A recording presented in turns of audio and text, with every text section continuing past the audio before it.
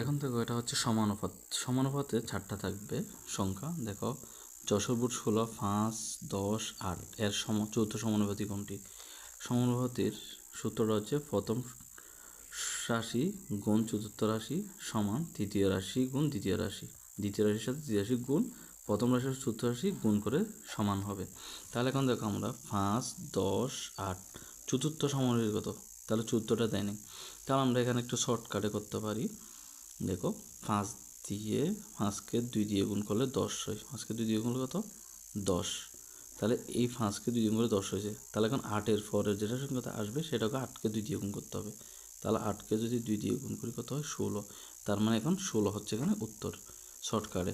আর সূত্র দিয়ে করতে চাইলে করতে পারি আমরা 5, তারপর এখানে চতুর্থ রাশি যদি রাখি এখানে 10 গুণ 8, তাহলে 8 10-এ কত হয়? 80। আর 5 সেখানে যাবে, তাহলে 80কে যদি 5 দিয়ে ভাগ করি কত হয়? 2, 16। তাহলে এখানে 16টা হচ্ছে উত্তর। ঠিক তেমনি এখানে সিলেট ময়মনসিংহ বোর্ড 24 আসছে আবার এভাবে।